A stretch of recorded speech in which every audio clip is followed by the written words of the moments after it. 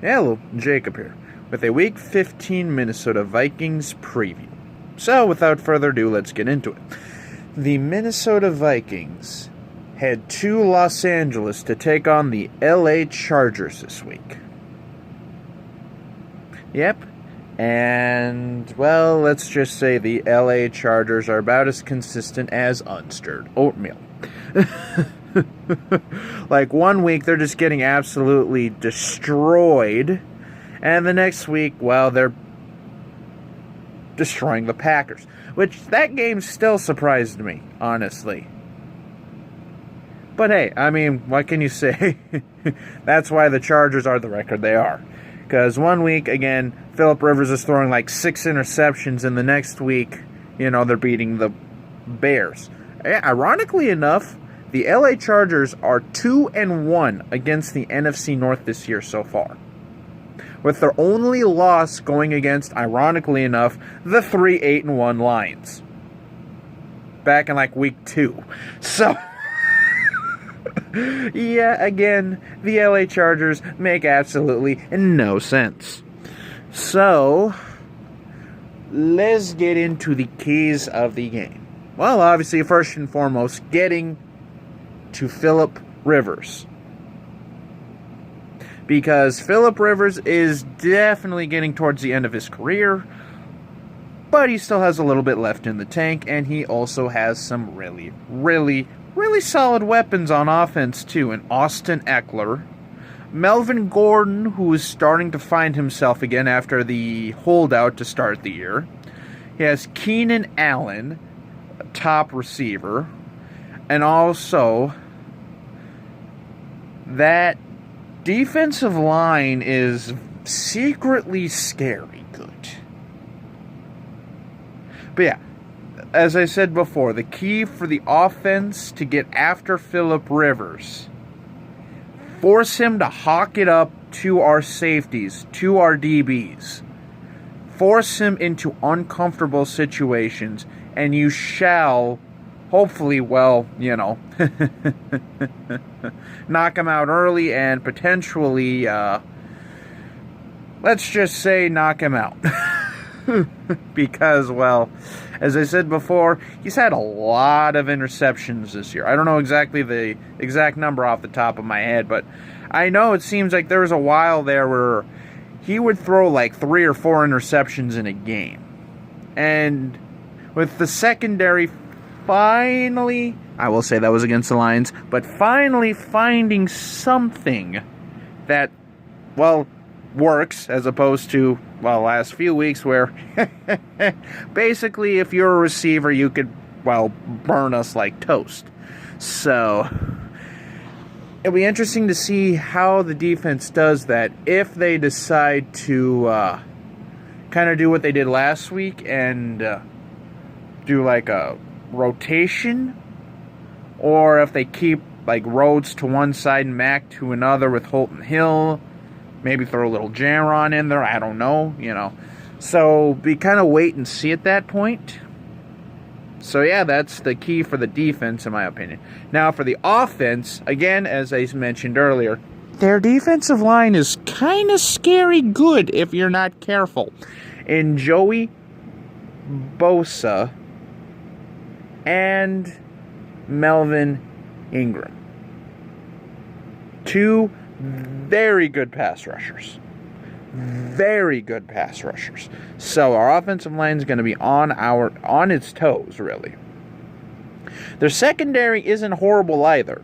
They have some good pieces in like Derwin James and, well, Hayward. So, yeah, I mean, they have good weapons all throughout that offense and all throughout that defense.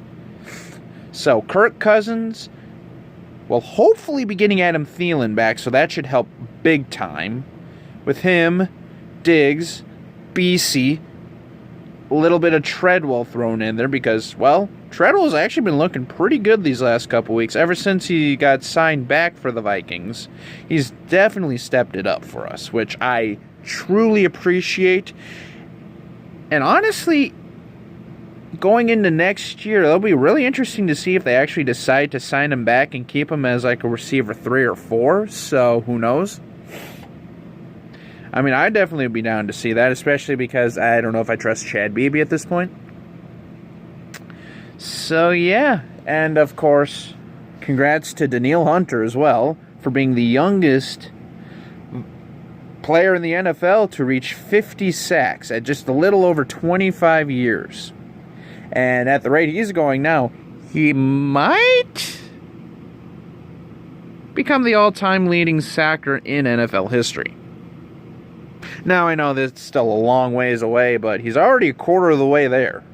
And granted, he's been in the league for 5 years already, but again, he's only 25, a little over 25. He's literally my age.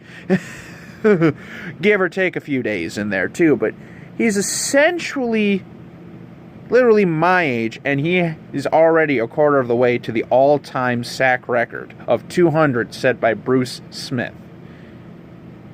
And if he stays healthy, and he can stay on this pace, I mean, he's a double-digit sack artist pretty much guaranteed year in and year out. And if he can average about 12 sacks or so for the next, 10, 15 years, yeah, I mean, it'll be interesting to see, because the Minnesota Vikings, as of recently, at least as of recent times, have had a really good pass rush. So to kind of tie everything together here, offense, just take what the defense will give you, Hopefully we'll have, our full gamut of receivers back. That should help Cousins. Dalvin Cook coming off of a decent game, even though Alexander Madison did not practice today with an injury, so may we see a little bit more Mike Boone? Are we going to see a little more Amir Abdullah, depending on what's going on? So we'll just kind of have to wait and see. On defense, get after Phillip Rivers, force him to throw ducks, and let's see what happens, because as I said before, Phillip Rivers is at that point where he may not have very much longer left in the league, though, which, yeah, it's been a tough year for the 04 NFL quarterback draft class, because Big Ben is on IR. Eli Manning, well, let's just say his team didn't help him on Monday night, but he was doing pretty well, and this more than likely will be his last year in New York. And Phillip Rivers, it'll be interesting to see how this all turns out, but yeah, as I said before, I don't know what to expect from the Chargers, just because that's the way they've been all year. They've been all over the place, so it's hard to tell. So yeah, with that being said, this is a much needed game. This is a must win. This is a need to win. This is a momentum game for us to keep moving forward, because after the Chargers, I don't know if you know this, we have this little known team called the Green Bay Packers coming to US Bank Stadium on Monday night. And that is going to be huge. And then, not to look too far after that, but the last game of the year is the Chicago Bears, who are suddenly on fire at US Bank Stadium as well. So, but one game at a time, Vikes. One game at a time. Let's take care of the Chargers and go from there. So until we meet again, this is Jacob. Have a wonderful night. And Skol Vikings.